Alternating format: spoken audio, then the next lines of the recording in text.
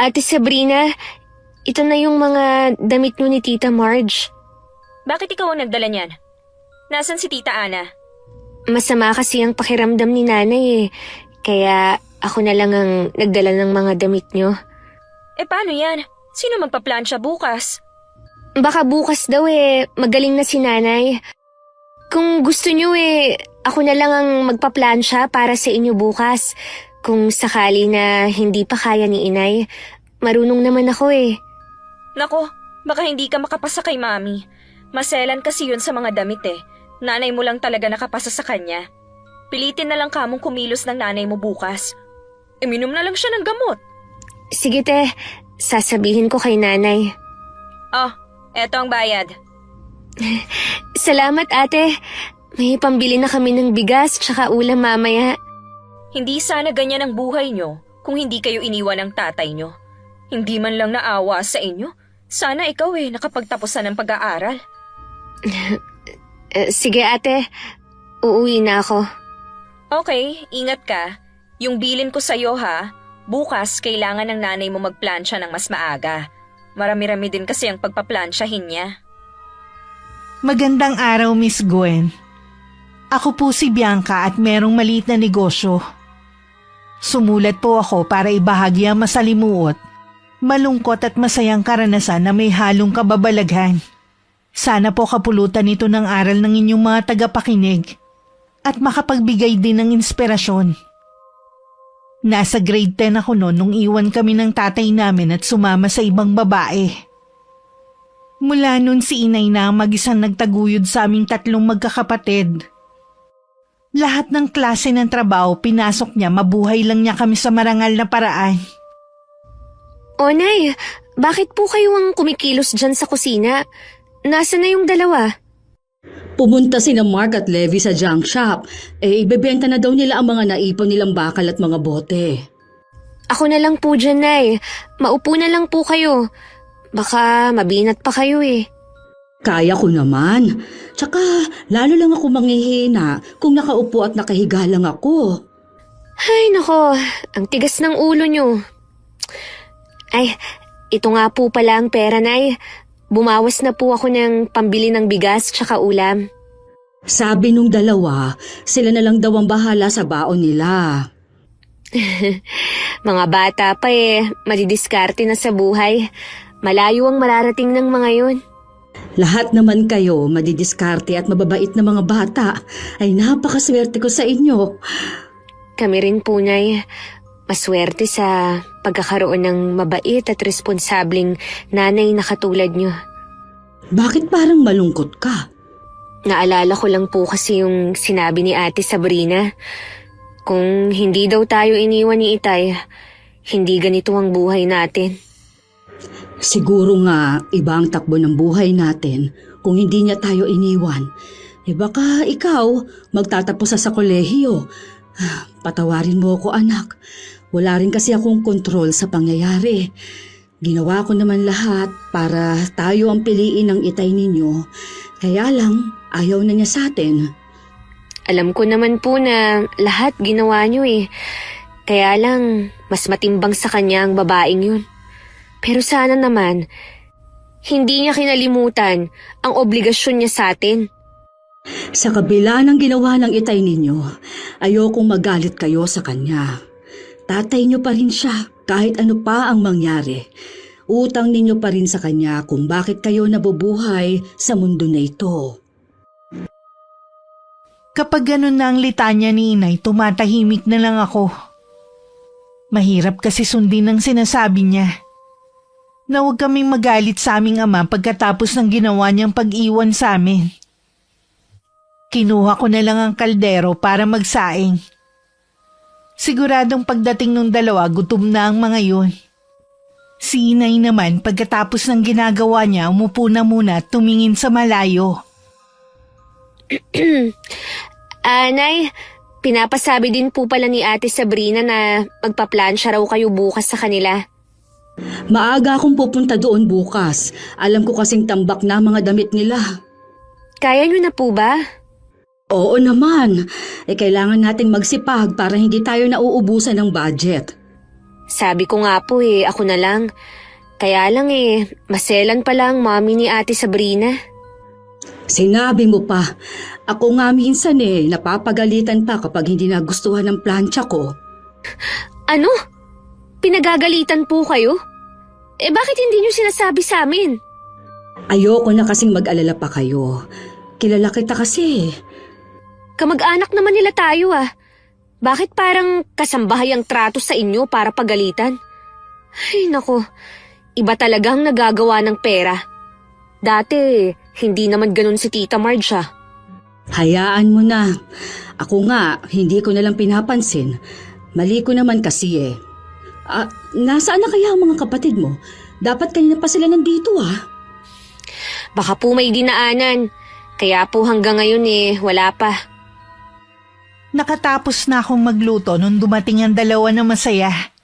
Malaki daw na pagbentahan nila ng kalakal. Dumaan daw muna sila sa malaking tindahan na malapit sa amin. Para bumili ng kape, asukal at ilang delata na babaunin nila sa eskwelahan. Parang gusto kong maiyak sa kasiyahang nakikita ko sa dalawa. Kumpara sa iba, barya lang ang kinita nila. Para sa kanila, yaman na yun maituturing. Maya-maya lang niyaya ko na silang kumain. Alam kong gutom na rin sila. Konti man na nakahain sa mesa ang mahalaga. Sama-sama kaming kumakain. Kinabukasan, maagang gumayak si Inay para pumunta sa bahay ni na Ate Sabrina. Ako naman maglalaban ng sarili naming damit. At paplansyahin ko na rin ang mga polo ng mga kapatid ko. Habang sila mangangalakal na naman. Mula nang iwan kami ni Itay, ganun na naging routine ng buhay namin. Tita Ana, madami pa po ba kayong paplansyahin? Nasa 10 na lang ito. Bakit? Ipapahabol ko po sana tong 5 damit ko. Sige, akin na at isasama ko na. Tita? May sasabihin ka pa ba? Alam niyo po ba na nasa Canada na daw si Tito Rodney kasama ng kabit niya? Talaga? Kanino mo naman nabalitaan yan? Sa kamag-anak din po namin na malapit kay Tito. Balita ko nga din po, maganda na ang buhay nila doon. Ang swerte naman talaga. Mabuti naman maayos na ang buhay niya. Sana naman maalala niya kahit ang mga anak namin. Parang hindi nyo naman alam ang kalakaran ngayon. Pwede pong ipinawalang bisa ang kasal nyo o kaya naman pineke nila ang mga dokumento para makapagpakasal sila. Hindi niya pwedeng gawin yun. Kasal siya sa akin. Parang hindi nyo naman alam ang kalakaran ngayon. Pwede pong ipinawalang bisa ang kasal nyo o kaya naman pineke nila ang mga dokumento para makapagpakasal sila. Ay, bahala na ang Diyos sa kanila. Ang mahalaga sa akin, nakakaraos kaming mag-iina. Yun lang naman po ang sasabihin ko. Ituloy nyo na po ang ginagawa nyo para maaga kayong makauwi ngayon. Nung pagtalikod ng pinsan ko, hindi na napigilan ni Inay na tumulo ang luha niya. Parang sasabog din ang dibdib niya sa sama ng loob. Kahit parang gusto na lang niyang umiyak ng umiyak. Itinuloy pa rin niya ang pamamlansya. Pagkarating sa bahay, napansin ko agad na matamlay si Inay. Naisip kong baka sumama na naman ang pakiramdam niya. Pero ayos lang naman daw siya at hindi na nilagnat. Kaya ganun na lang ang gulat ko nung bigla na lang siyang umiyak.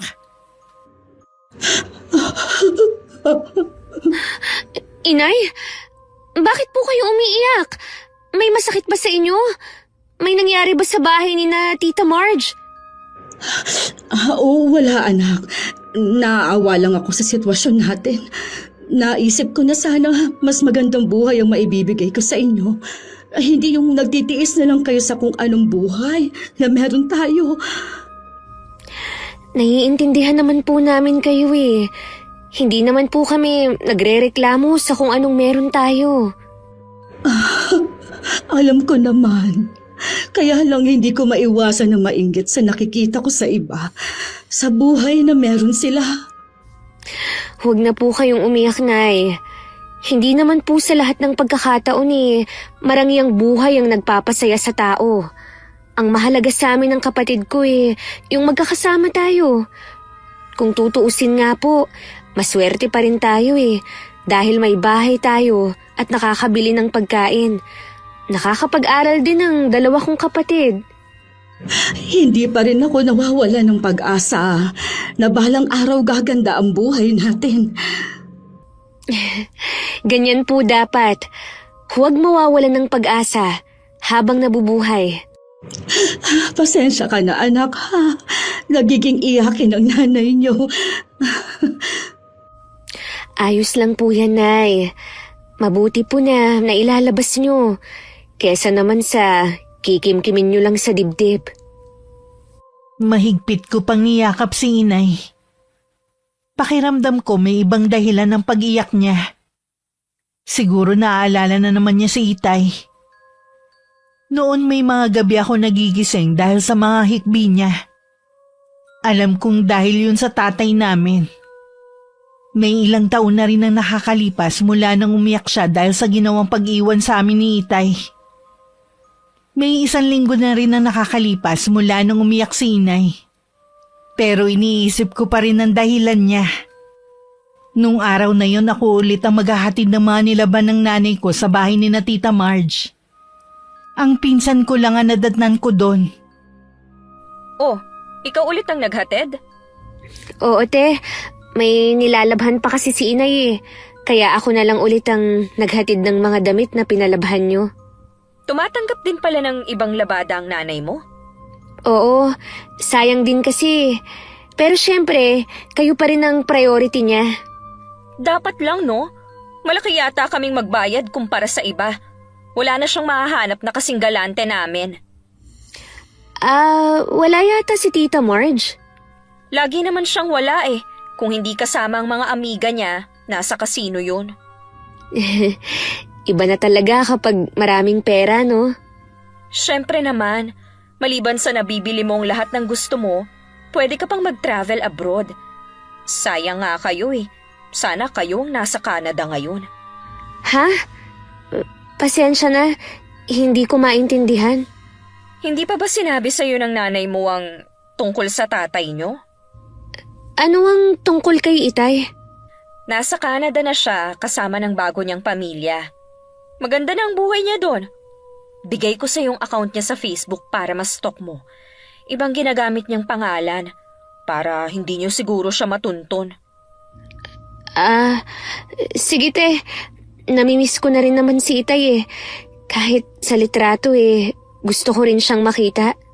Nako, baka maglaho yung pagkasabik mo kapag nakita mo ang mga picture nilang mag-anak sa Facebook niya. Yun pala ang dahilan ng pag-iyak ni Inay. Habang naglalakad ako pa uwi, inaalala ko ang mga taon na kasama pa namin si Itay. Masagana pa ang pamumuhay namin noon. Lahat bago mula sa sapatos at uniforme. Hindi rin namin pinoproblema ang kakainin sa araw-araw. Ngayon lahat kailangan isipin para makatipid. Gusto ko ring umiyak. Kaya lang para sa akin isa yung kahinaan. Huminga na lang ako ng malalim. Hindi ko na rin balak banggitin kay Inay ang napag-usapan namin ng pinsan ko. Pagdating inabot ko lang kay Inay ang perang bayad sa paglalabada niya. Nagkulong agad ako sa kwarto at kinuha ang nag-iisang lumang cellphone namin na kailangan nakacharge lang lagi para hindi mamatay. Tiningnan ko ang Facebook ni Itay. Lahat ng litratong nandun larawan ng masayang pamilya. Masasabi kong maganda na ang buhay nila doon. Samantalang kami naghihirap pa rin. Saan po kayo galing, Inay? Diyan lang kina Maring Mercy. Nakipagkwentuhan po pala kayo. Oo, naiinip kasi ako sa bahay kaya lumabas muna ako para makipagkwentuhan. Maaga kaya ta ngayong umuwi. Wedding anniversary po kasi nung mga amo ko, kaya maaga nilang isinara ang tindahan. Ano po ang napagkwentuhan nyo ni na Aling Mercy? Yung anak pala niyang panganay na si Kate recruiter sa isang agency. Marami na nga raw yung napaalis Parang gusto kong mag-apply kaya lang hanggang 45 lang daw. Tingnan mo nga ako anak. Kung papasa pa ba ako na 45 ang edad? Magiging totoo po ako sa inyo, ha? Siguro po, dahil sa hirap ng trabaho nyo, mas mukha pa po kayong matanda sa totoo nyong edad na 50. Ay, yun nga rin ang sabi ni Maring Mercy Pero pwede naman daw dayain ang edad ko kung talagang desidido ako na mag-abroad. Kahit pwede pa po, hindi ko rin po kayo papayagan. Baka ako pwede pa po. Tsaka bata pa ako Kakayanin ko pa po ang trabaho sa ibang bansa. Naku anak, sa Saudi kasi ang bansa na kailangan ng DH. Delikado para sa mga katulad mo. Hindi naman kaila sa atin na nangyayari sa mga kababayan natin doon, hindi ba? Yun naman pala Tapos gusto nyo pang pumunta dun. Ay nako, kayo talaga Sa edad ko naman siguro na to Hindi na ako para pag-interesan pa ng magiging amo ko. Paano po kung malulupit ang mapuntahan yung amo? Alam nyo naman po na swertihan lang ng pagkakaroon ng mabait na amo sa Saudi. Kesa naman kasi na ganito lang ang buhay natin. Malay mo swertihin ako.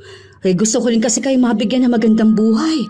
Hindi ko yun magagawa kung paglalaba lang ang trabaho ko. Kung ganun po ako na lang ang makikipagsapalaran sa ibang bansa. Ako ang magbibigay sa inyo ng magandang buhay. Ayoko anak, hindi kita papayagan. Huwag mo nang ipilit ang gusto mo. Kung ganun po hindi ko rin kayo papayagan. Mas gugustuhin ko pa po na sama-sama tayong maghirap dito. Kayo lang naman kasi ang inaalala ko. Ilang taon na lang magtatapos na sa high school ang mga kapatid mo. Alam ko, gusto rin nilang makatungtong sa kolehiyo. Ako na po ang bahala sa pag-aaral nila. Gagawa ko ng paraan. Sobra-sobra ng sakripisyo mo sa amin, anak. Pati pangarap mo, isinantabi mo para sa amin ng mga kapatid mo. Lahat po gagawin ko. Hindi ko po kayo pababayaan gaya ng ginawa ni Itay. Ay, mula ngayon anak, kalimutan na natin siya. Sigurado naman na hindi na rin niya tayo naaalala. Malamang po. Nasa Canada ba naman siya kasama ng bago niyang pamilya Maganda na ang buhay nila doon. Habang tayo, naghihirap dito. Sinabi siguro ni Sabrina sa'yo ang tungkol sa tatay mo, ano? Nakita ko rin po sa Facebook niya ang buhay nila doon. Ayokong nasasaktan ka ng ganyan, anak. Kaya nakikiusap ako na wag mo nalang tignan ang Facebook ng ama mo. Hindi na nga po, Nay. Isang beses ko lang naman tiningnan Nay, sasabihin po ba natin sa mga kapatid ko yung tungkol kay Itay? Wag na muna siguro ngayon. Hindi pa kasi nila maiintindihan. Ayoko na masaktan ng mga kapatid mo. Sige po, Nay. Wala akong sasabihin sa kanila. Para sa akin patay na si Itay. Hindi ko alam kung magagawa ko pa ba siyang patawarin balang araw. Mas lalo pa ako nagsipag para sa pamilya ko. Maliban sa pag-overtime sa trabaho ng pag-aari ng Koreano at ng Pilipina niyang asawa, ume-extra din ako sa paglilinis ng bahay ng mga kaibigan nila tuwing day off ko. Hindi ko na pinapansin ang pagod. Basta maibigay ko lang ang kailangan ng mga kapatid ko para sa pag-aaral nila. Lagi ko nalang iniisip na matatapos din ang paghihirap namin. Anak, magpahinga ka naman kahit isang beses lang. Okay lang naman po ako, Nay. Kahit kasi day off mo, nagtatrabaho ka pa rin. Kahit po kasi matagal pa, nag-iipon na ako ng pangkolehiyo nung dalawa. Sa halip na sarili mo muna ang unahin, mga kapatid mo pa talaga. Tinanggap ko na naman po na hindi na ako makakapag-aral Kaya mga kapatid ko na lang po. Kapag nakatapos sila, para na rin pong ako ang nakatapos. Paano ka naman? Ayaw mo bang umasenso sa buhay? Naniniwala naman po ako na pwede akong umasenso kahit hindi ako nakapagtapos. Kailangan ko lang po ng diskarte. Alam ko magtatagumpay ka. May tiwala naman ako sa'yo eh. Sana ingatan mo pa rin ang sarili mo. Mahirap kasi ang magkasakit ngayon. Huwag po kayong mag-alala. Iniingatan ko naman po ang kalusugan ko eh. Ayoko din po na bigyan kayo ng alalahanin. Ipagluluto na lang kita ng mga paborito mong ulam para kahit papaano makabawi ako sa'yo. Salamat po, Nay. Dumating na po ba sina Mark at Levi? Umalis ulit, mangangalakal daw sila para makapag-ipon para sa field trip nila. Huwag na po nilang problemahin yun. Ako na po ang bahala sa pagbabayad. Sasabihan ko sila mamaya pag-uwi. Gusto talaga nilang sumama eh. Sabi pa nga kahit isa lang sa kanilang makasama. Maranasan man lang daw ng isa sa kanila. Pareho ko po silang pasasamahin. Gusto kong maranasan nila ang hindi ko naranasan. Gusto ko hindi nila maramdaman na may kulang lagi sa pamilya natin. Hindi ko na lang sinabi na ayokong isipin nila na kaya hindi nila nararanasan ang mga bagay na meron ng iba dahil wala kaming ama. Dahil sa pagtutulungan namin magkakapamilya, natutugunan namin ang pangangailangan ng isa't isa. Mahirap pa rin pero ang mahalaga, hindi na humahapdi ang sikmura namin dahil walang makain. Pagpasok ko kinabukasan, ipinatawag ako ng mga amo ko. Medyo kinabahan pa nga ako dahil yun ang unang beses na pinatawag ako sa opisina. Yun pala aalokin lang ako kung gusto kong magtrabaho sa Korea. May ilang sandali din akong nakatulala at hindi alam ang sasabihin. Hanggang makauwi ako nung gabi para pa rin ako nakalutang. Aba, bakit parang ang saya mo ngayon? Kanina po kasi, pagdating ko sa tindahan, kinausap ako ng mga amo ko. Akala ko nga po may nagawa akong mali. Yun pala aalukin lang ako kung gusto ko raw magtrabaho sa Korea. Ha? Ano ang desisyon mo? Gusto ko po sana.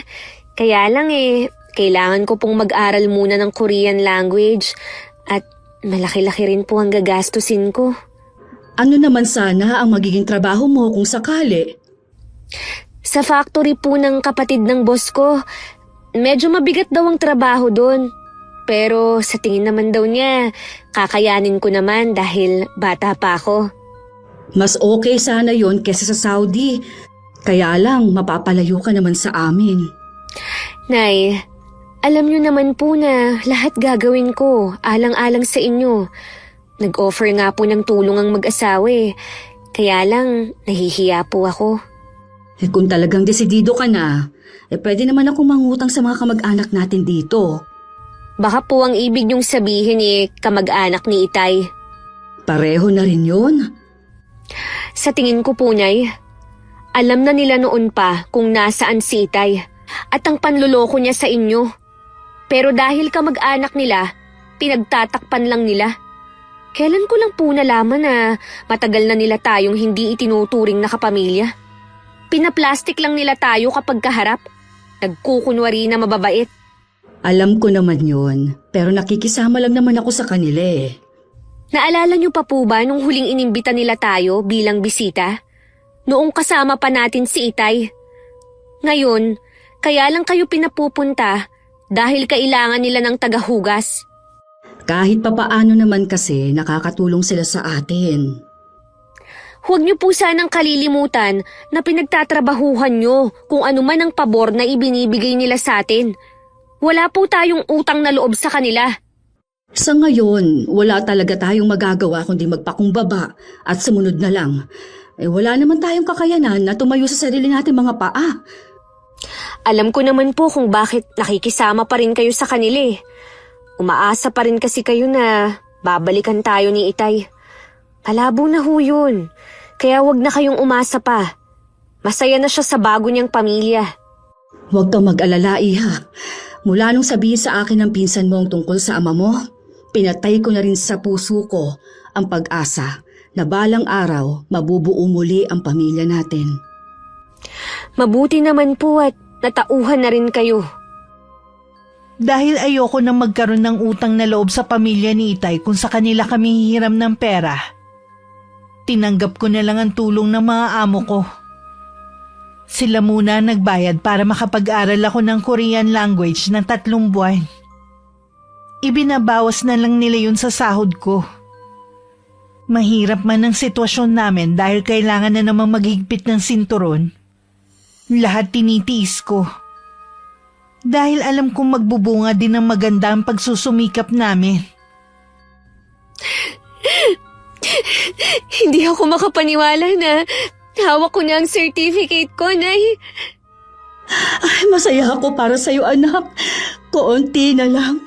Maaabot mo na ang mga pangarap mo. Ano nga pala ang sunod na gagawin mo? Makakaalis ka na ba agad ngayong hawak mo na yan? Hindi pa po, Nay. Kailangan ko pa po ng passport at mga requirement na kailangan kong ipasa. Marami pa po akong aasikasuhin. Madami palang proseso, ano?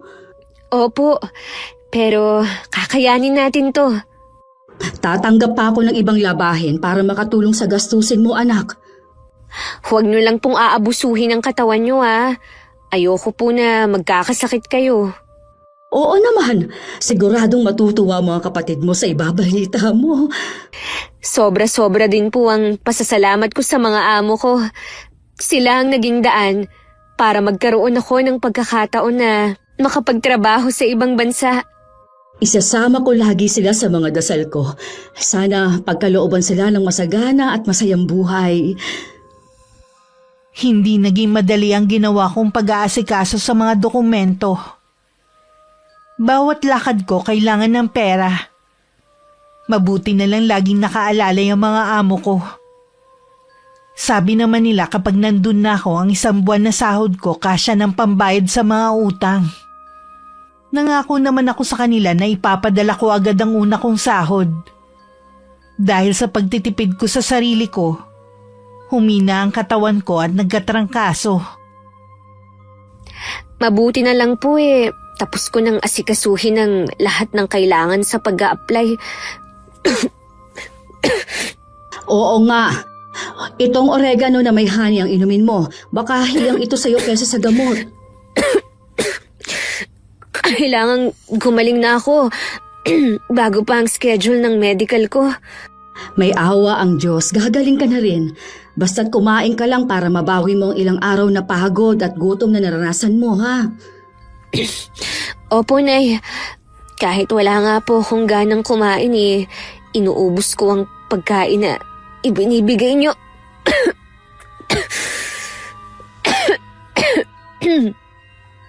Gusto ko na talagang gumaling agad. Siya nga pala, kinukumusta ka ng pinsan mo. Sabi ko na lang na busy ka sa trabaho. Hindi ka na raw kasi naghahatid ng labahin. Nagulat kasi na si Mark ang kasama kong naghatid ng mga damit nila. Plastic din naman siya. Kapag maraming tao hindi niya ako pinapansin. Para bang hiyang-hiya siya na ipakilala ako na pinsan niya. Kapag may kailangan lang sila mabait sa akin Hayaan mo na lang sila. Kapag nasa Korea ka na, anak, sana wag mo silang gagayahin na binago ng pera ang ugali. Umasa po kayo na hindi ko yun gagawin. Mabuti naman. Ito, inumin mo muna itong katas ng oregano. Ipagluluto na rin kita ng ulam na may sabaw. Alam niyo, Nay, kapag nandun na po ako, isa po ito sa mamimiss ko sa inyo, ang pag-aalaga niyo. Ngayon pa lang nalulungkot na ako. Lalo na ang mga kapatid mo. Ipinaliwanag ko nga sa kanila kung bakit ka aalis. Huwag ka ako nilang sayangin ang gagawin mong pagsasakripisyo. Mag-aral sila mabuti. Mabilis lang naman po ang 3 taon. Gusto ko lang makaipon. O siya, magpahinga ka na muna. Magluluto lang ako. Halos 1 linggo rin ako nagkasakit. Mabuti na lang nandito si inay na walang sawa sa pag-aalaga sa akin. Habang hinihintay na lang ang pag-alis ko, nagtatrabaho pa rin ako sa tindahan ng amo ko. Malaking tulong din kasi ang sahod ko para maiwan kina inay. Araw yun ng linggo.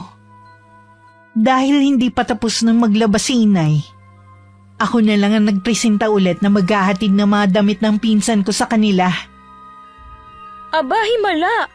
Nabuhay ka. Busy lang kasi ako sa trabaho. Sabi nga ng inay mo, kahit araw ng linggo nagtatrabaho ka. Nag-iipon ka daw ng pangkolehiyo ng dalawa. Oo. Gusto ko kasi silang makapag-aral eh.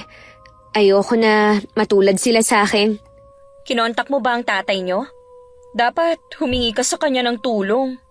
Nako, hindi na. Okay naman na kami ni inay at mga kapatid ko eh. Wala na kaming pakialam sa kanya. Alam mo, nakausap na namin dati yung babae. Maganda at may kaya sa buhay. Siguro yun ang nagustuhan ng tatay mo sa kanya. Tsaka mabait naman at sopistikada. Hindi katulad ng nanay mo na wala nang ang trabaho. Mukha pang losyang. Sabihin mo nga, te. Noon pa ba, alam nyo na may ibang babae si Itay? Huwag kang mag-alala. Hindi naman na ako magagalit eh. Gaya nga ng sinabi ko, wala na kaming pakialam sa kanya. Gusto ko lang malaman ng totoo. Okay, alam ni na mami. Pero ako, kailan ko lang nalaman na nasa Canada na ang tatay mo. Ilang beses kaming lumapit sa inyo ni inay para magtanong. Sabi niyo wala kayong alam. Kahit na losyang na si inay gaya ng sabi mo, mabuti ang pakikisama niya sa inyo. Wala siyang pinakitang masama. Maayos naman siyang hinaharap ni na mami kahit hindi naman boto sa kanya ang pamilya namin. Mabuti nga kahit wala na sila ni Tito Rodney, maayos pa rin ang pakikitungo namin sa nanay mo at sa inyo na rin. Alam naman natin na hindi yan totoo. Puro pakitang tao lang naman ang ginagawa niyo. Anong ibig mong sabihin Pasalamat nga kayo nanay mong kinukuha naming labandera para may makain lang kayo. Kailangan ba namin yung ipagpasalamat sa inyo? Oo naman. Tutal naman ganyan ang palagay mo sa amin. Aaminin ko na. Napipilitan lang sina mami na pakiharapan kayo. Kahit ako, nahihiya kapag nalalaman ng ibang tao na magpinsan tayo. Kung ayaw mo nang maging magpinsan tayo, sige, ako na mismo ang puputol sa anumang relasyon namin sa inyo. Di mabuti. Kayo pa ba ang magmamalaki? Kung hindi sa amin, matagal nang dilat ang mga mata nyo sa gutom. Siya nga pala, baka magkausap pa kayo ni Itay. Pakisabi na wala na siyang pamilyang babalikan. Kung nagawa niya kaming itakwil, maggagawa rin namin siyang itakwil. Kahit sabihin pa namin yun sa kanya, wala na siyang pakialam pa. Kayo pa bang magtatakwil mas mapera ang tatay nyo? Aalis na ako, te. Kukunin ko na sana yung bayad. O hayan, pulutin mo sa sahig. Ginalit mo ko kaya tama lang yan sa'yo. Kapag nakahanap kami ng bagong labandera, hindi na namin kailangan ng inay mo. Salamat dito, te Sige, aalis na ako. Hindi na ako naiyak at nakaramdam ng awa sa sarili ko sa ginawang yun ng pinsan ko. Siguro naubos na rin ang lahat ng luha ko. Pinatigas na rin ang puso ko dahil sa mga nalaman ko. Pagdating sa bahay, sinabi ko naman kay inay ang lahat. Kahit siya nalungkot. Dahil kumpirmasyon lang ang sinabi ng pinsan ko sa hinala ko noon pa. Kayo po na yung magdesisyon kung plano nyo pa po na maglabada sa kanila. Sabi naman ni Ate Sabrina, kapag nakahanap sila ng bago, tsaka kanila papalitan. Titigil lang ako kapag nakahanap na sila ng bago. Hanggang sa huli, pakikitaan ko pa rin sila ng mabuti para wala silang masasabi sa atin. Alam nyo, Nay, hindi ko alam kung martir ba kayo o sadyang mabait lang Sa totoo lang anak, parang manhid na ako sa sakit. Ay, konting tiis na lang po, Nay. Makakaahon din po tayo sa kinasasadlakan natin. Hindi na nila tayo pwedeng maliitin. Alam ko, may tiwala kami sa iyo ng mga kapatid mo. Aayon din sa atin ang swerte. Opo, Nay. Siya nga po pala, may konti akong pera dito. Lumabas naman tayo kahit sa park lang Gusto ko lang kayong makasama. Oo ba? Siguradong matutuwa ang mga kapatid mo. Matagal na rin naman nang huli tayong lumabas sa pamilya. Yun na rin ang huling beses na nakasama ko ang pamilya ko sa pamamasyal. Nung tumawag kasi ang agency ko, ilang araw lang nakaalis na ako. Hindi na rin ako nagpahatid sa airport. Maliban kasi sa kapos kami sa pera, baka panghinaan rin ako ng loob. Hindi naging madali ang buhay ko sa Korea. Isa sa matinding kalaban ko ang kagustuhan kong makasama ang pamilya ko.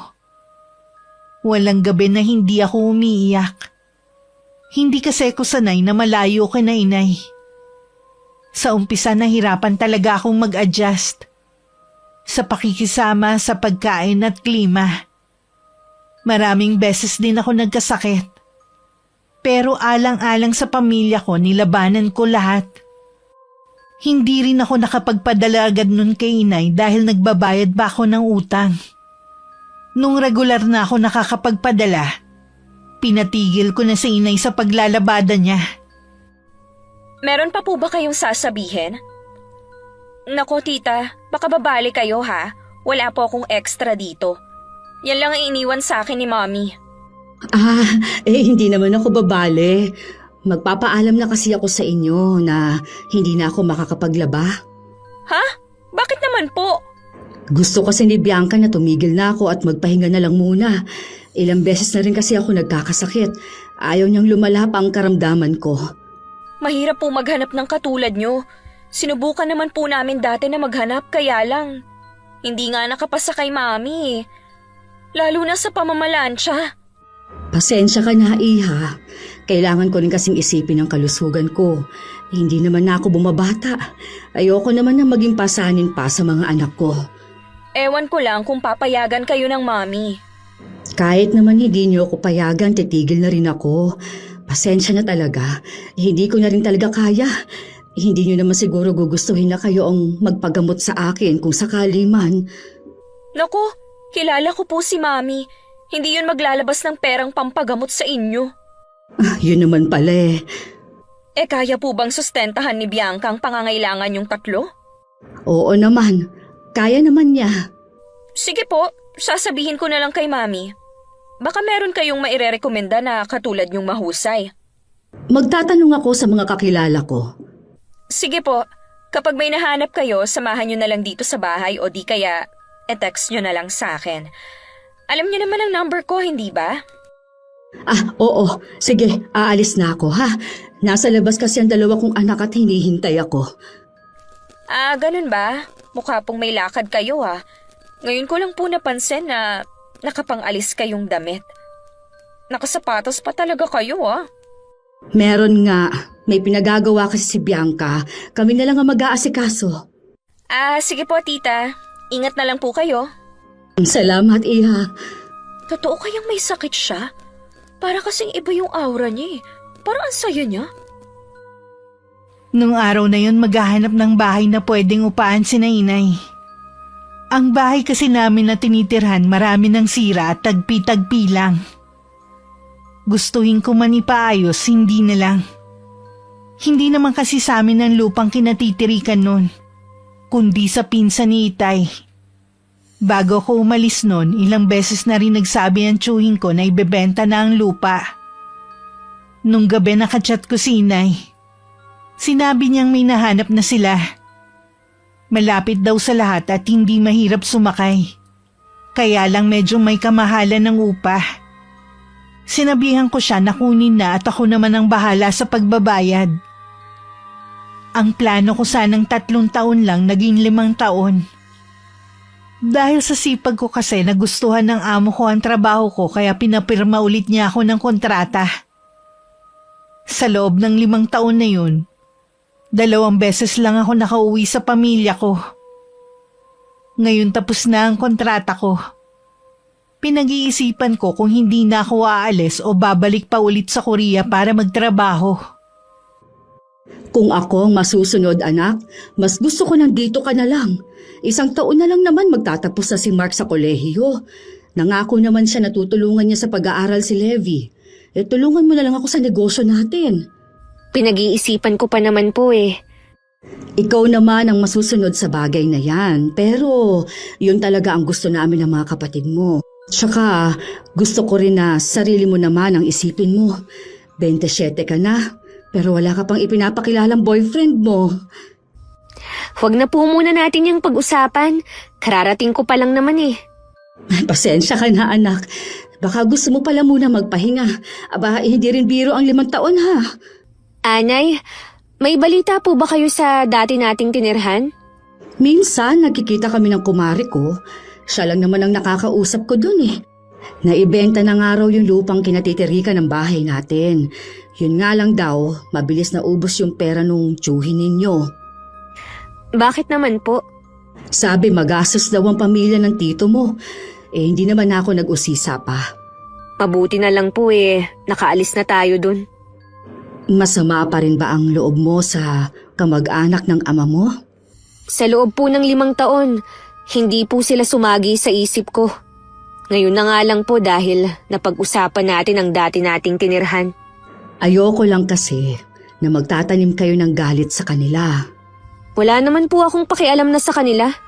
Basta tayo eh, nasa maayos na ang kalagayan. Eh kailan ka nga pala dadalaw sa tindahan natin? Eh sayang wala ka nung soft opening. Hanggang ngayon eh, hindi pa rin ako makapaniwala na sa atin ang Korean store na yon. Baka po bukas na lang. Hindi ba nakakahiya na tawagin akong ma'am? Para kasing hindi bagay sa akin eh. Wala naman pong masama. Paggalang po yun sa inyo. Eh dati lang naman akong labandera. Kayo na rin po ang nagsabi na dati yun. Kalimutan nyo na po ang dati nating buhay. Hindi pa rin kasi ako makapaniwala sa buhay na meron tayo ngayon. Siya nga po pala, Nay. Baka may kakilala kayo na gustong mag-abroad. Tutulungan ko pong makaalis. Hindi nyo po kasi naitatanong eh.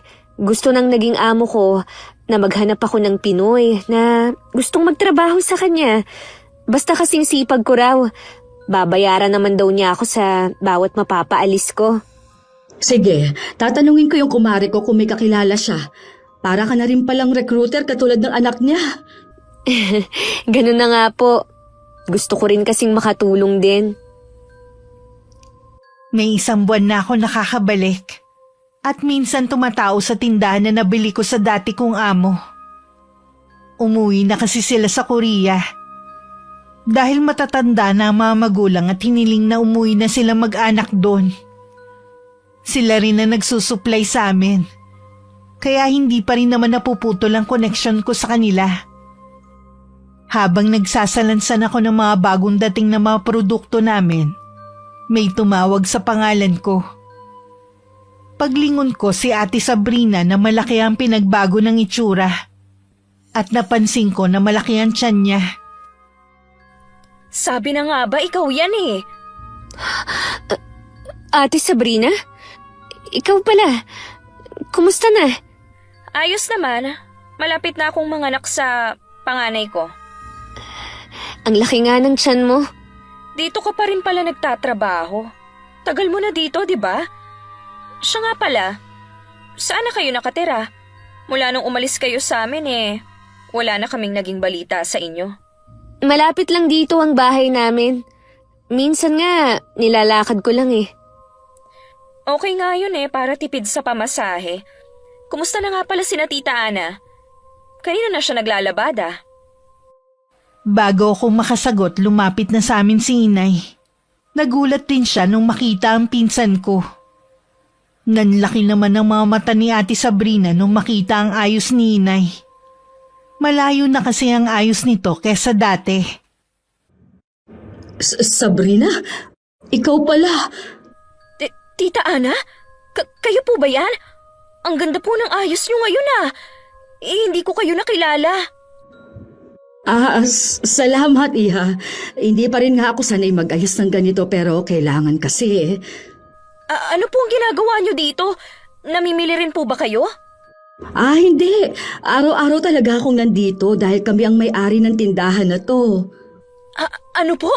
Kayong may-ari nito? Paano po nangyari yun? Nabili na ng anak ko ito sa dati niyang amo.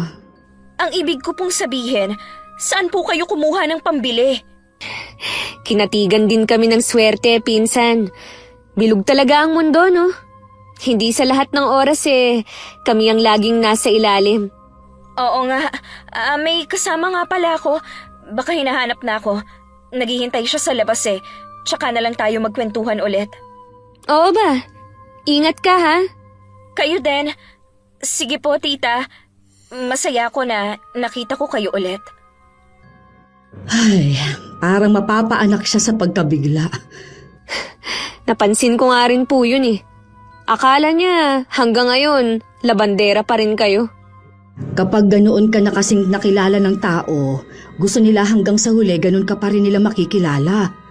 May kailangan pa po ba kayo, Nay? Kaya kayo lumapit? Tatanungin lang sana kita kung ano ang gusto mong pagkain para sa tanghalian.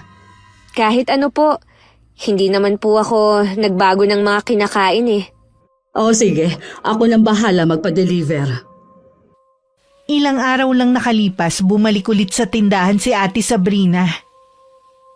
Wala ako nun kaya si Inay lang ang naabutan niya. Tinawag niya muna ang isang tauhan para maging cashier. Habang kinakausap niya ang pinsan ko sa loob ng opisina. Ang ganda naman ng opisina nyo, tita. Kahit maliit lang. Hindi naman talaga to opisina, kundi pahingahan lang. Kapag tanghali kasi, gusto kong natutulog. Ay, teka, ano nga palang gusto mong inumin? Kahit ano po, wala po yata si Bianca. Wala. Inaasikaso niya yung mga aplikante na nag-a-apply. Oh, eto na ang juice mo. Salamat po, tita. Ang ibig niyo pong sabihin recruiter po si Bianca? Saang bansa naman po? Sa Korea, bilang factory worker. Nagustuhan kasi siya nung boss niya nung nandun siya, kaya gusto nito na siyang maghanap ng mga ipadadala doon, tapos babayaran na lang siya. Doon po pala siya galing. Kaya po pala bigla kayong nawala noon. Ay, hindi rin biro ang pinagdaanan namin noon. Nagkautang-utang kami para lang makaalis siya. Malaki naman po kasi ang kailangan kapag nagtrabaho ka sa Korea. Ang alam ko po kailangan pang mag-aral ng Korean language. Oo, pati yon inaral niya. Nagkasakit na nga siya noon dahil sa pag-aasikaso sa mga kailangan niya. Wala po kasi akong nabalitaan kaya hindi ko alam na nag-abroad siya. Hihingi nga sana kami ng tulong sa inyo kaya lang ayaw ni Bianca. Dahil po ba sa tatay niya? Oo. Masama ang loob niya dahil sa mga nalaman. Pasensya na kayo kung pinili namin na lumayo. Masyado kasi kami nasaktan. Simula pa pala noon Alam na ninyo ang tungkol sa panloloko ni Rodney. Sila mami lang naman po ang nakakaalam noon. Bago ko lang po yun nalaman nung sabihin ko sa inyo. Kalimutan na natin yun, Iha. Tapos na naman na yun. Maayos na ang buhay namin ngayon at wala na akong mahihiling pa. Hindi lang po maayos ang buhay nyo ngayon. Mayaman na po kayo. Hindi naman. Dininig lang ng Panginoon ang mga dasal namin. May kinakasama po ba kayo ngayon? Wala, Iha. Hindi naman yan pumasok sa isip ko kahit noon pa. Kontento at masaya na ako sa mga anak ko. Bakit mo naman naitanong? Kasi po, nandito na si Tito Rodney. May 1 taon na po siyang nakakabalik. Hinahanap nga po kayo Pasensya na kayo, Sab. Pwede bang wag na nating pag-usapan ng tito mo? Bakit naman po? Asawa niyo pa rin siya. Iha, pakiusap lang.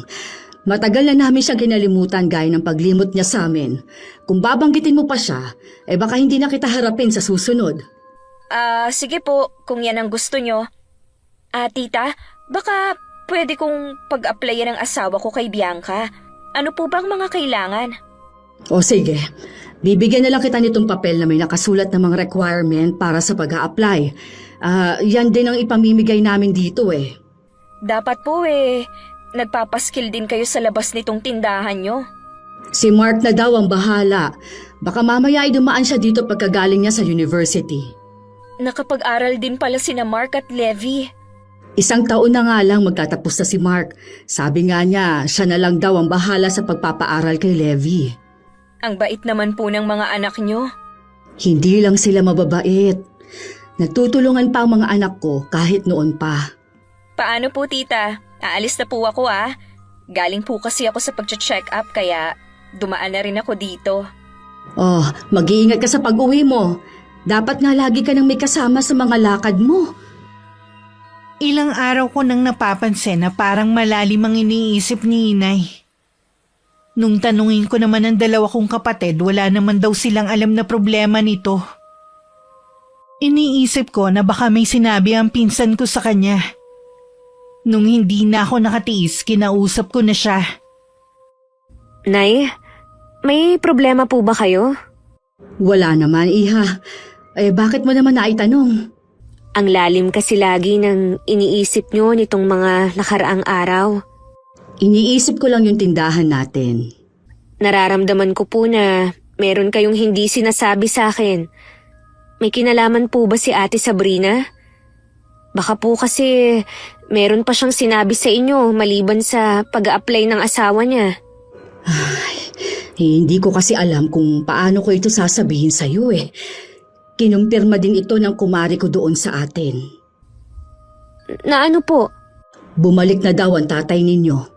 Nakatira siya sa isang maliit na paupahan sa atin. Mag-isa na lang siya at hiwalay na sila nung kabit niya. Ganun po ba? Iniisip ko lang kung ano kaya ang nangyari sa kanya. Nag-aalala pa pala kayo sa kanya. Mahal niyo pa po ba si Itay? Hindi na, Iha. Nabigla lang akong malaman na nakabalik na siya. At nagtataka din syempre sa nangyari sa kanya. Tama nga ang sabi nila, kusang nawawala ang pagmamahal, lalo na matinding sakit ang ibinigay sa iyo ng taong minahal mo.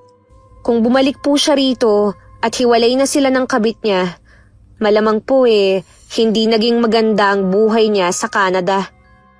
Ganun na nga. Oo nga pala, nabanggit sa akin ng kumari ko na matagal na palang naghihirap ang pinsan mo. Katunayan nga niyan, construction worker lang nakapangasawa at tambay lang pala ngayon. Paano po ang pang-araw-araw nilang gastos? May maliit daw na sari-sari store ang titang Marge mo at doon nila kinukuha ang panggastos nila. Ganun ba katagal ang 5 taon? Ang dami na kasing nangyari sa kanila eh. Di ba, lulong na mas sugal ang tita mo. Baka doon naubos ang pera nila. Alam niyo, Nay, hindi ko alam pero hindi ako naaawa sa kanila. Namanhid na yata ako at nawalan na ng pakiramdam. Dahil may sama ka pa rin ng loob sa kanila, nakinikim-kim mo lang. Siguro nga po. Tama si inay. May galit pa rin ako sa pamilya ni Itay. Lalo na kay Ate Sabrina. Hanggang ngayon, sariwa pa rin sa akin ang huli naming pag-uusap. Kung paano niya inihagis ang pera sa sahig na bayad sa paglalabada ni inay.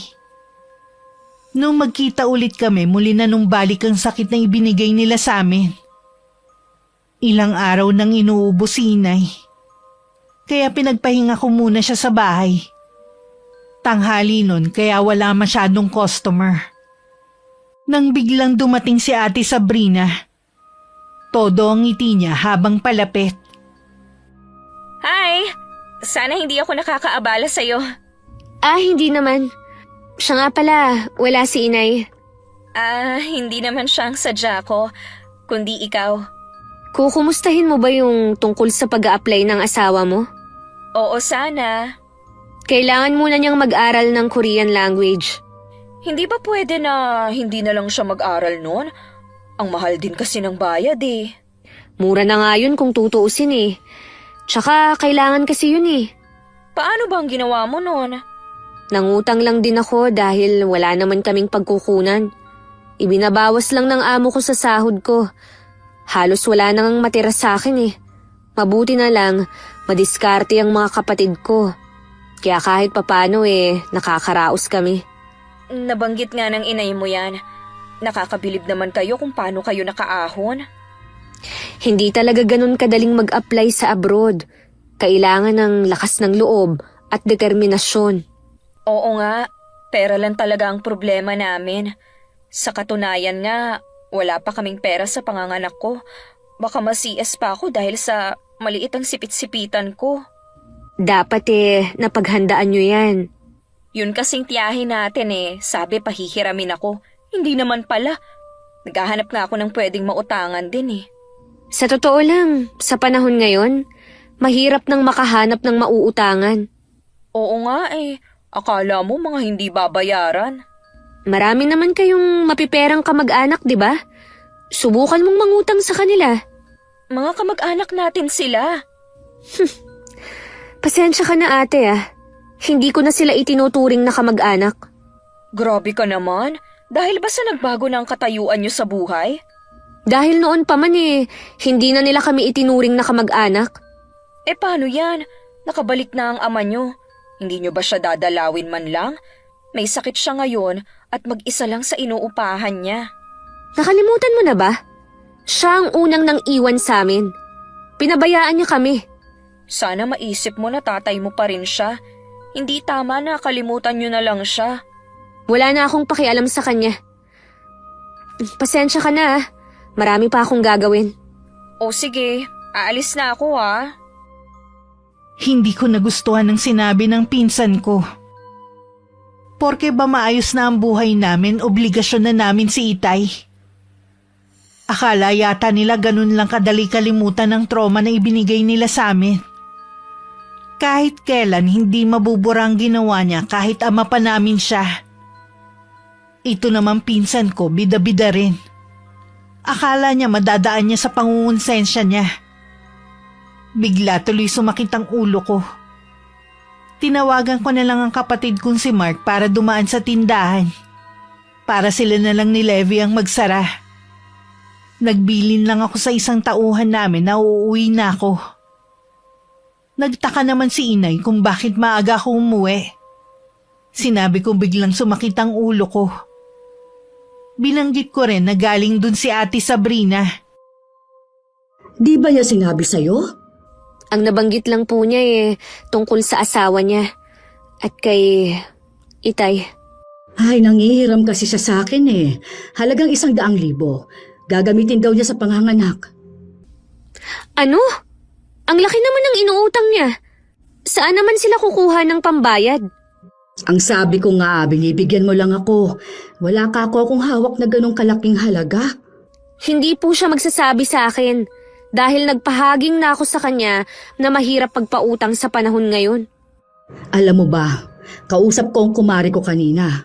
Hindi ko alam kung anong iisipin ko. Sabi niya, lagi ka daw ipinagtatanggol ni Sabrina laban sa mga kamag-anak niya na hindi maganda ang sinasabi laban sa'yo. Naku, Nay.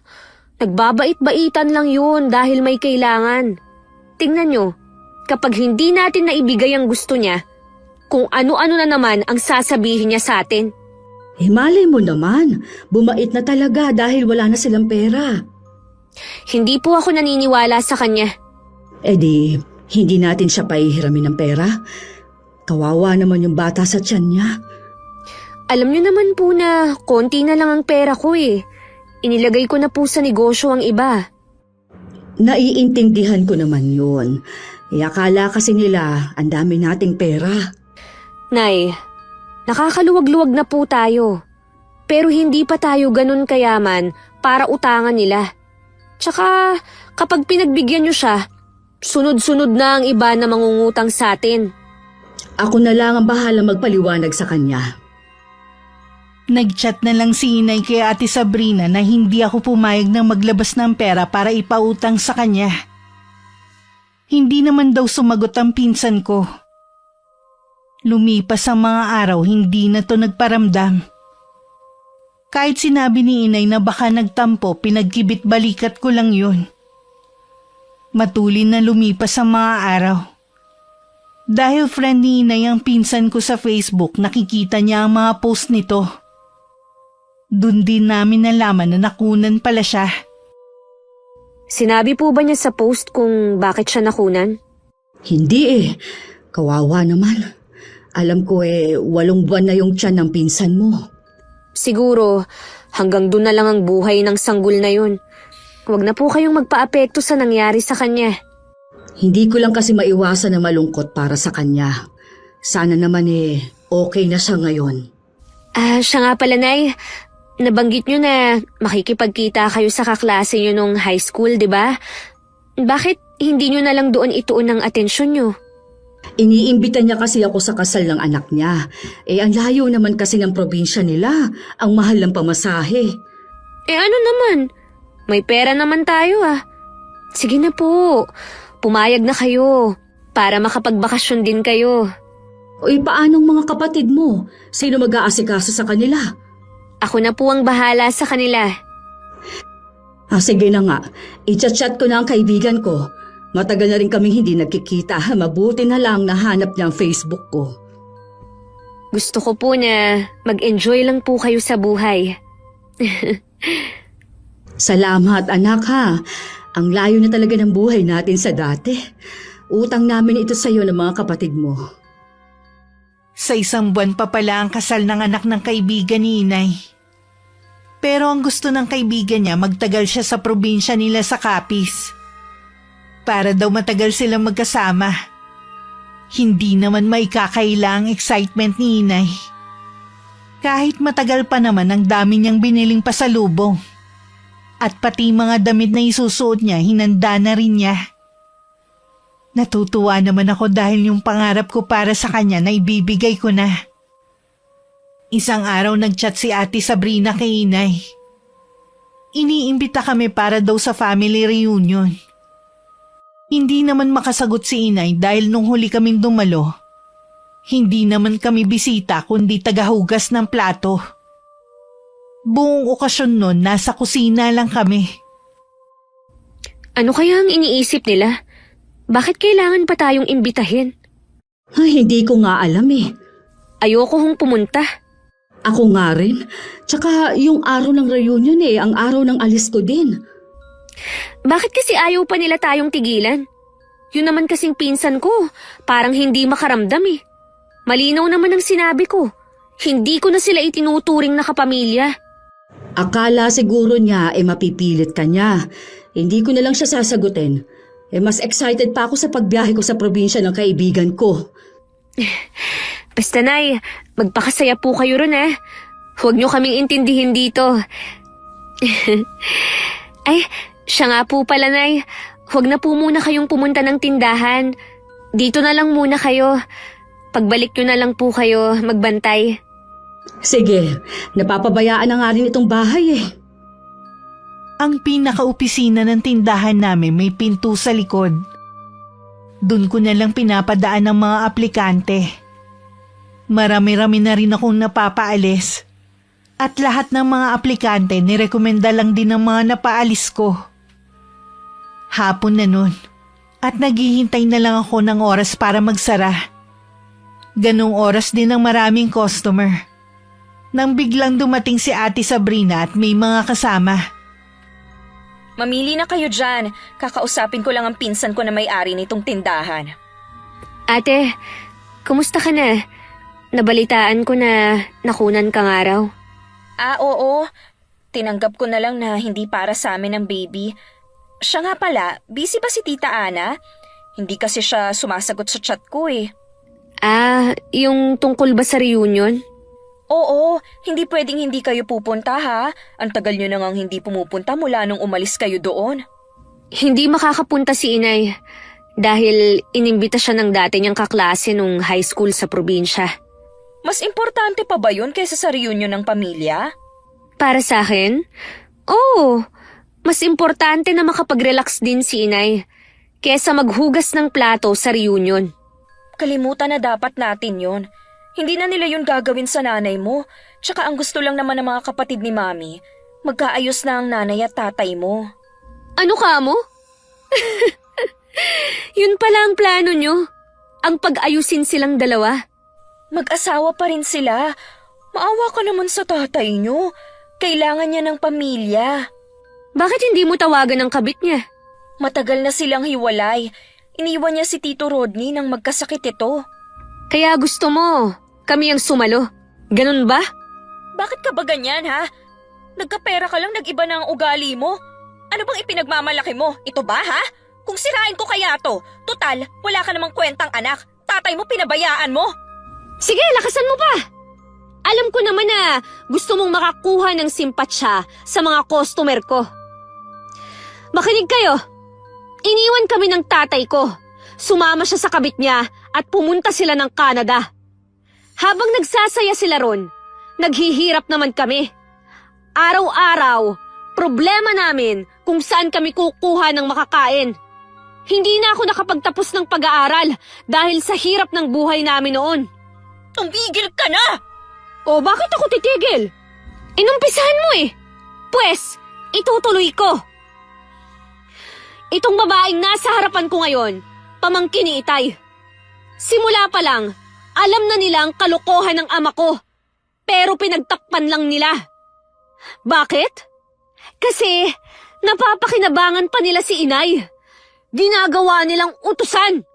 Mabuti pa aalis na kami. Ngayon na maganda na ang buhay namin, gusto nila nakupkupin namin si Itay. Dahil iniwan na ng kabit at may sakit na ngayon. Kayo ba? Tatanggapin niyo pa ba ang taong nang iwan sa inyo? Maririnig ang mga bulungan sa paligid. Lahat din ng naron masama ang tingin na pinupukol kay Ate Sabrina. Lahat sila sa akin nagpapakita ng simpatsya. Ang galing mo rin magpaawa, no? At ang galing mo rin na siraan ako. Hindi na ako ang dating pinsan mo. Palaban na ako ngayon. Kaya sabihin mo sa tatay ko, kahit anong gawin niya, hindi na kami babalik sa kanya. Sino mag-aalaga sa kanya? Kami ba, ha? Kayong pamilya. Kinonsinti niyo ang kalokohan niya dati. Tama lang na kayo ang mag-alaga sa kanya. Wala ka talagang kwenta. Tingnan ko lang kapag nawala sa'yo lahat kung hindi ka bumalik sa dati ninyong buhay. Malabo na yung sinasabi mo, ate. Siya nga pala, huwag ka nang babalik dito. Panira ka lang sa negosyo namin eh. Hindi na talaga. Kung alam mo lang na nasusuka pa rin ako na malaman na iba na pinsan kita. Alam ko naman yun eh. Kaya nga nagtataka ako sa'yo kung bakit mo ako ipinagtatanggol. Nagkukunwari kang mabait. Pero ang totoo niyan, hindi naman.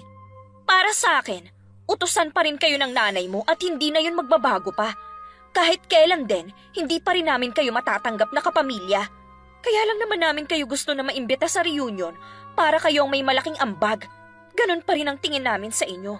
Kung alam nyo lang na tawang-tawang ang angkan namin sa mga post ng nanay mo. Kahit si Tito Rodney, sukang-suka na sa nanay mo. Gusto lang niyang magpaalaga tapos iiwan ulit kayo kapag magaling na siya. Yan pala ang plano nyo, ha? Salamat sa impormasyon. Hindi nyo na kami maiisahan pa. Lingid sa amin, dumating pala si Inay at narinig niya ang huling sinabi ni Ate Sabrina. Umuwi siyang umiiyak dahil sa sama ng loob. Habang umiiyak, tinawagan niya ang kaibigan at naglabas ng saloobin dito. Sinabi ng kaibigan niya na pumunta siya ng mas maaga sa kanila. Pag-uwi, nadatnan ko pa na mugto ang mga mata ni Inay habang nakaupo sa sofa. Nay! Bakit po kayo umiiyak? Narinig kong lahat ng sinabi ni Sabrina kanina. Nandun po kayo sa tindahan kanina? Oo, kukuha lang sana ako ng idadagdag ko sa mga pasalubong sa kaibigan ko. Nabanggit niya kasi na mahilig sa ramen ng mga anak niya. Kaya kahit nalaman ko na bumalik na si Itay at may sakit, hindi man lang ako nakaramdam ng awa. Siguro dahil hindi siya karapat-dapat kaawaan. Masakit sa akin na ganoon kababa ang tingin sa akin ng pamilya ng tatay mo. Pati siya, ganun lang din ang gusto. Malinaw na ang interes lang ng Itay ninyo, ang buhay na meron tayo. Ngayon po, tuluyan na natin siyang ibabaon sa limot. Lahat sila, kailangan na nating kalimutan. Oo, anak. Siya nga pala. Maaga akong pinapupunta ng kaibigan ko. Naglabas kasi ako ng saloobin sa kanya. Mas makabubuti daw na doon na lang muna ako sa kanila. Kailan po ang alis nyo? Sa makalawa na. Nang mga oras na yun, galit naman na kinumpronta ni Itay ang pinsan ko. Nalaman kasi niya kay Tita Marge ang ginawa ni Ate Sabrina. At mga sinabi sa akin. Wala ka nang silbi, perwisyo ka pa! Wala po kayong karapatan na pagsalitaan ako ng ganyan. Si Mami nga hindi ako sinasabihan ng ganyan eh. Totoo naman. Bakit kailangan mo sabihin kay Bianca? Totoo naman kasi na yun ang plano ninyo. Pati ako kinuntsaba nyo para lumapit sa mag-iina ninyo. Sinabi ko naman sa inyo, noon pa na wala nang amor sa inyo mga anak at asawa nyo. Dapat hindi mo pa rin sinabi. Hinayaan mo na lang sana. Malay mo lumambot din ang puso nila. Hindi ko na rin kasi napigilan ang sarili ko eh. Ang yabang kasi ng anak nyo, akala mo kung sino na. Sana nagtimpi ka na lang. O kita mo, lalo tayong nawalan. Kayo na lang po ang lumapit sa kanila. Baka nga po kapag nakita nila kayo, baka magbago ang isip nila. Ganun na nga ang gagawin ko. Pupunta ako sa tindahan nila. Sana noon nyo pa ginawa, hindi yung ako pa talaga ang ginamit nyo. Ang hirap kaya makipagplastikan at magpanggap na mabait, lalo na kay Bianca. Malakas ang pakiramdam ng babaeng yon. Kaya dapat, galingan yung pag-arte sa harapan niya. 3 araw nang nakakaalis si inay. At abala naman ako sa tindahan maging sa pag-aasikaso sa mga aplikante. Kasalukuyan akong nasa opisina at nagpapahinga nang tawagin ako ng tauhan namin. May isang matandang lalaki daw ang naghahanap sa akin. Ang pakilala nito, tatay ko raw siya. Hindi ko na sana siya haharapin pero nagwawala daw yun.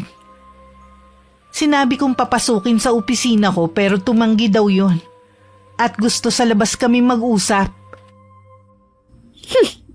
Akala mo yata, hindi ko alam ang plano mo, ha? Sige, tingnan natin kung sino ang mapapahiya sa atin. Inayos ko muna ang sarili ko bago lumabas. Dahil lunch break na, binigyan ko ng pera ang mga tauhan ko at pinalabas ko muna. Bago ko binilinan na isara muna ang tindahan. Sa harapan naroon na matangkad na lalaki. Naghihintay. Dahan-dahan akong lumapit sa kanya. Anong kailangan nyo? Bianca? Anak? Ikaw na ba yan?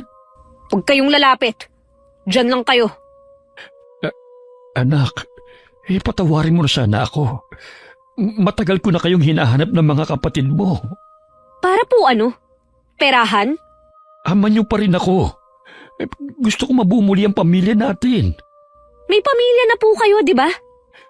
Wala na kami. Kayong pinili ko. Kaya nga ako umuwi eh. Pabayaan nyo na lang po kami. Masaya na kami kahit wala kayo. Pinabayaan nyo kami habang nagpapakasaya kayo kasama ng kabit nyo sa ibang bansa. Kung may kahihiyan pa kayo, hindi na kayo dapat nagpakita pa sa amin. Gusto ko makita ang ina at mga kapatid mo. Wala po kayong mahihita sa kanila. Sa akin din po sila umaasa. Hindi mo na ba talaga ako mapapatawad, anak? Hindi na po kahit kailan.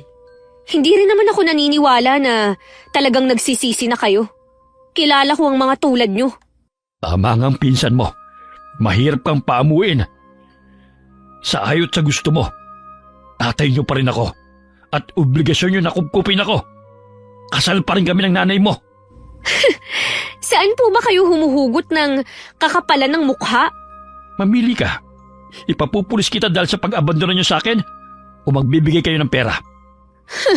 Ako pa talaga ang tinakot nyo, ha? Kayo itong nang iwan sa amin noon. Tapos ngayon, inuobliga mo ko na tulungan ka? Wala akong pakialam kung iniwan ko kayo ng mga bata pa kayo. Hindi niyo naman ako masisisi dahil gusto ko rin maranasan ang maginhawang buhay.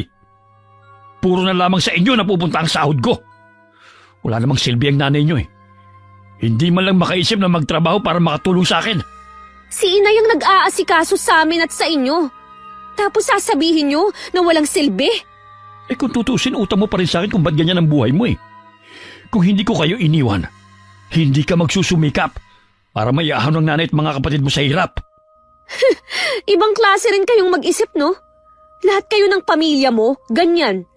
Mabuti na lang pala, nakawala na sa inyo si inay. Kalimutan na natin ang nakaraan. Buuin uli natin ang pamilya. Buo na po ang pamilya namin. Kung tatanggapin ka pa namin, masisira lang to ulit. Talaga palang matigas ang ulo mo. Gusto mo bang ipahiya kita sa maraming tao, ha? Yang katigasan ng ulo mo ang magpapahamak sa'yo. Bigla namang lumabas si Ate Sabrina. Ngising-ngising ito na lumapit at tumabi kay Itay. Blanco pa rin ang ekspresyon ng mukha ko habang nakatingin sa kanila. Huwag kang papayag, Tito, na hindi ka makinabang sa tindahan nila. Aba, may pera na sila samantalang ikaw, nagtitiis sa maliit na paupahan. Isirain ko tong tindahan na ito kapag nagmatigas ka. Gawin niyo ang gusto niyong gawin.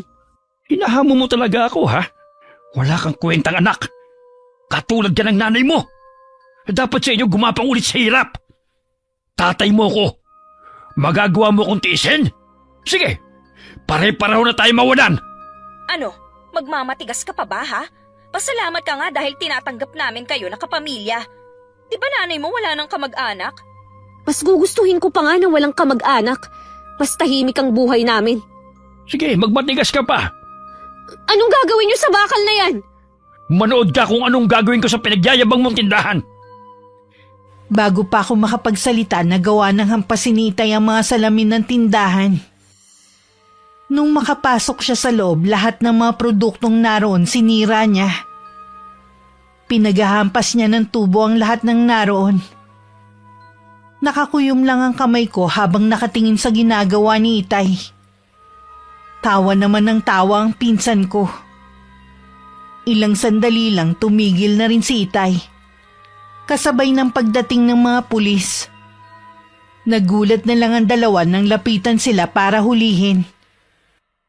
Bianca, bakit pati ako kasama? Nagtatanong ka pa talaga, ha? Bakit ako hinuhuli nyo? Ako ang ama ni Bianca. Bitiwan nyo ako. Wala kayong karapatan na hulihin ako. Ama ako ng may-ari ng tindahan na yan. Makukulong ka dahil sa ginawa mong pagsira sa negosyo ko. Ikaw ang ipakukulong ko. Nagawa ko lang naman yun dahil ayaw mo akong tulungan. Wala ka pa rin karapatan na sirain ang hindi mo pinaghirapan. Ikaw pa rin ang mapapaya sa bandang huli. Tandaan mo yan!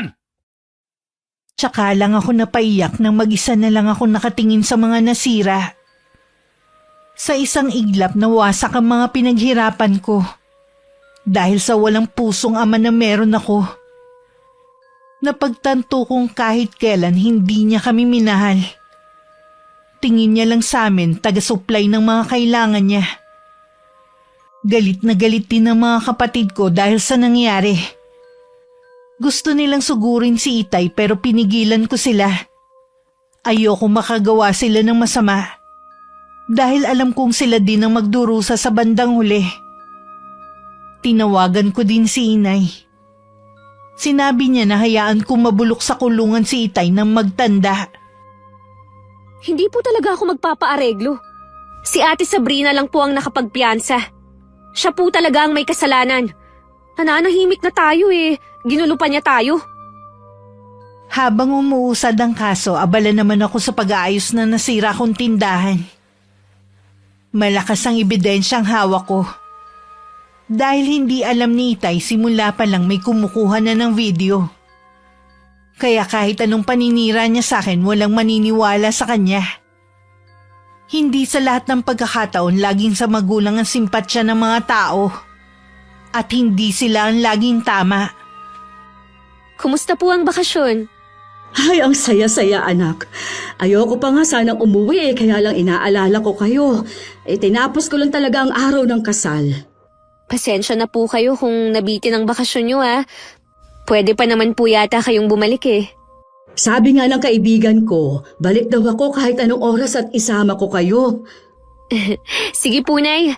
Planuhin po natin yan kapag wala nang pasok yung dalawa. Oh, ay ano nga palang palita sa ama mo? Ayun, nakakulong pa rin po siya. Wala pa rin gustong magpiyansa sa kanya. Wala na yatang perang mga kapatid niya eh. Gusto ko siyang makita. Bakit pa po? May gusto lang akong sabihin sa huling pagkakataon. Ayoko sanang payagan si Inay pero mapilit siya. Sinamahan ko na lang siya at sa labas ng police station na lang ako naghintay. Habang nasa labas, tumingala ako sa langit. Humingi ako sa kanya ng gabay. Alam kong hindi tama na ipakulong ko ang aking ama. Pero yun lang ang alam kong paraan para hindi na niya kami guluhin. Ana, salamat naman dinalaw mo ako. Ang walang hiyang anak natin ipinakulong ako. Papiyansa mo na ba ako? Gusto na talaga makalabas dito eh. Humanda sa akin ang Bianca na yon. Mag-asawang sampalang ibibigay ko sa kanya. Ikaw ang walang hiya mula pa noon. Tama lang na mabulok ka dyan. Anong ibig mong sabihin? Hindi mo ko mapiyansahan? Asawa mo ako eh. Yung walang kwenta nating anak ang dapat nandito, hindi ako. Pagkatapos sa mga ginawa mo, si Bianca pa talaga ang gusto mong makulong dyan. Dapat lang. Dahil ayaw akong tulungan ng anak natin. Mabuti nga kahit maginhawa ang buhay nyo. Ako nagtitiis sa gutom sa inuupahan ko. Baka nakakalimutan mo, mas matindi pang naranasan namin dahil sa'yo. Kaya tama lang na magdusa ka. Kahit bali-baliktaran mo man ang sitwasyon, mag-asawa pa rin tayo. Naaalala mo pa ba si Lira? Lira? Isa lang naisip ko eh. Yung naging kaklase mo nung high school na pinagbintangan ng mangkukulam ang ina. Siya ba yung tinutukoy mo? Totoong mangkukulam ang nanay niya. At sa kanya ipinamana ang libreta na naglalaman ng itim na karunungan. Bakit mo sinasabi sa akin yan? Nagkita kami pagkatapos ng ilang taon. Sa isa nila ako nagbakasyon ng ilang araw. Huwag mong sabihin na humingi ka sa kanya ng tulong. Oo, pinakulam ko si Sabrina. At ikaw naman ang susunod kapag pinilit mong lumabas dito. Ang sama mo. Ngayon na lang ako naging masama. Dahil na rin sa iyo at sa pamangkin mo. Nanahimik na lang sana kayo at pinabayaan kami. Ana, nakikiusap ako. Ilabas mo na ako rito. Ayoko sa lugar na ito. Hindi ako bagay dito. Tapos ang anak mo, ang gusto mong mapunta dyan? Hindi na. Ayoko rin siya mapunta rito. Sige na naman, Nanaw. Maawa ka sa akin. Ayoko makulong. Kung iuurong namin ang demanda, tanggapin mong sumpa na igagawad sa iyo ng kaibigan kong si Lira. Ayoko. Huwag mo naman sa akin gawin to. Kaya nga binibigyan kita ng pagkakataon na mamili. Dito o gusto mo pang lumabas? Dito na lang ako. Kahit papaano buhay pa ako. Mabuti naman. Sa wakas, matatahimik na rin ang buhay namin.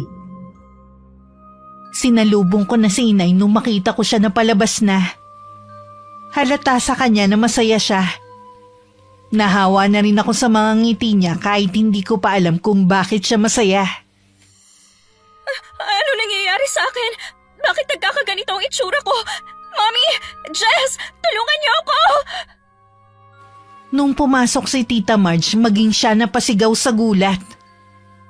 Pati ang asawa ng pinsan ko parang napaho na sa kinatatayuan. Bakas din sa mukha nito matinding pandidiri sa kanya. Huwag niyo naman akong tingnan ng ganyan. Tulungan niyo ako, hindi ko alam ang nangyayari sa akin.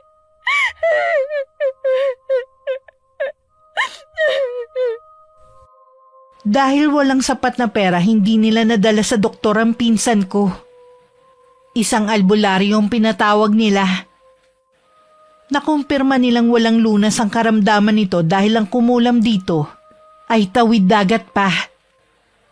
Malakas di umano ang kapangyarihang taglay nito. Kahit ang albularyo walang nagawa para pagalingin siya. Siguro parusa na to sa akin. Sa dami ng mga nagawa kong kasalanan. Hindi ko na maalala kung sino sa kanila ang pwedeng gumawa nito sa akin. Iniwan na rin ako ng asawa ko dahil ang pangit ko na. Tinanggap na lang ng pinsan ko ang mapait niyang kapalaran. Bihira na lang siyang lumabas ng bahay kung hindi rin lang sa simbahan siya pupunta. Madalas kasi siyang makaranas ng panunukso sa mga bata at maging sa mga matatanda dahil sa naging itsura niya. Tumutulong na lang siya sa mami niya na mula nung maghirap natuto ng dumiskarte sa buhay. Nung galing siya sa simbahan, naisipan niyang dumaan sa tindahan ko. Papasok pa lang ako nung may makita akong alin na balot ng tela ang buong muka. Napansin ko agad ang magaspang niyang balat na parang natuyong sugat. Gusto niyo ho ba ng makakain? Tara ho sa loob. Hindi na. Salamat na lang. Huwag ho kayong mahiya. Ako po ang may-ari ng Korean store na yan. Pasok kayo para mabigyan ko kayo ng pagkain. Bakit ang bait mo pa rin? Teka, parang pamilyar sa akin ang boses mo ah. Ate Sab! Ako nga. Dinala ko muna sa opisina si Ate Sabrina para makapag-usap kami ng maayos. Iyak siya ng iyak kaya hinayaan ko muna. Ang laki ng ipinagbago ng itsura niya. Pasensya ka na ha. Naging iyakin na talaga ako mula nung maging ganito ang itsura ko. Kung hindi mo mamasamain, pwede bang malaman ang nangyari sa'yo? Sabi ng albularyo, may kumulam sa akin at wala ang lunas ang sakit ko dahil tawid dagat daw ang gumawa nito sa akin. Ganun ba? Pasensya ka na ate ah. Hindi ko alam kung paano kita matutulungan. Ayos lang.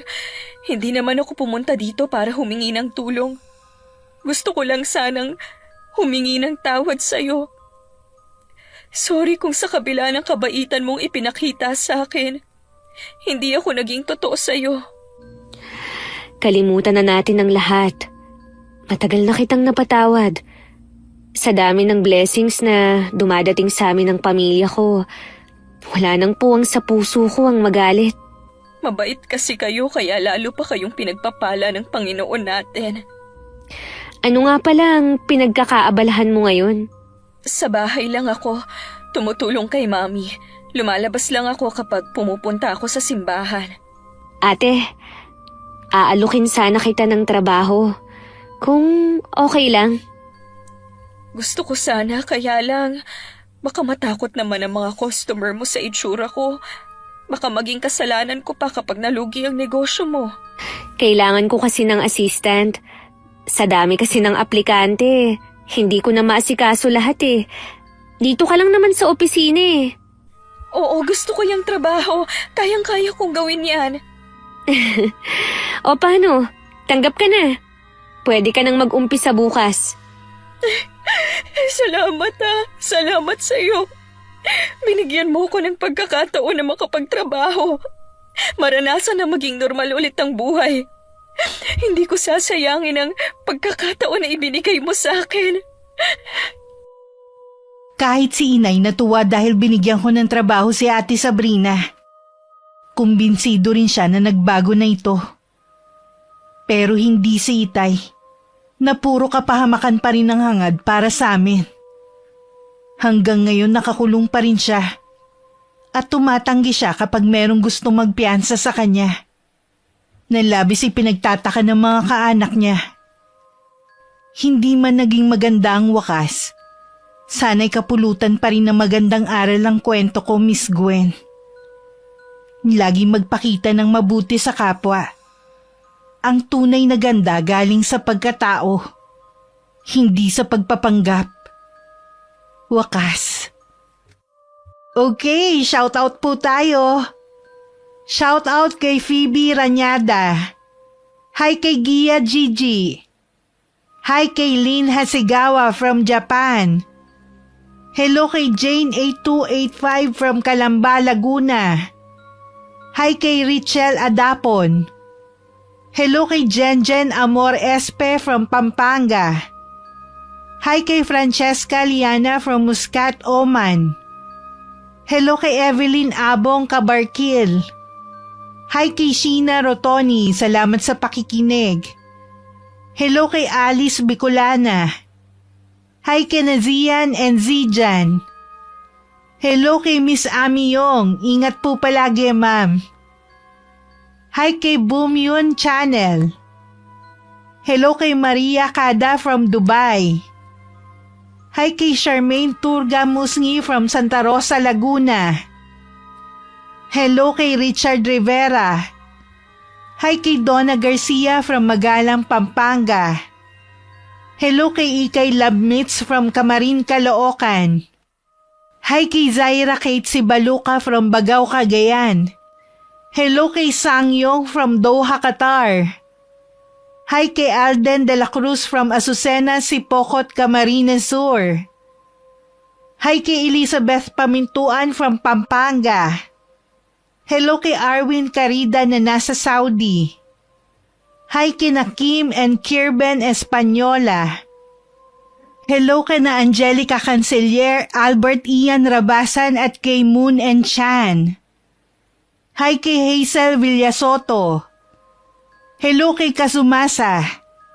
Shout out sa Noda and sa Bresa family. Hi kay Jeanette Corollo. Hi kay Cheryl Vertudaso. Hello kay Ermarmi sa Blood from Navotas. Hi kay Angelina Ke. Hi kay Janisa Toledo. Hello kay Mirasol Masujer from Riyadh. Hi kay Gary Gumban. Hello kay Elizabeth Dungka from Pampanga. Hi kay Valerie Joy Nadal from Kuwait. Hi kay Aiko Villesa from Bahrain. Hello kay Trajano Lestojas, salamat sa inyo. Hi kay Angelina Ignacio. Hello kay Lydia Lopez. Hi kay Francisco Neng from Saudi. And Raquel Hasegawa from Japan. Marami pong salamat sa patuloy na pagsuporta at pakikinig. Ingat po. God bless. Yes.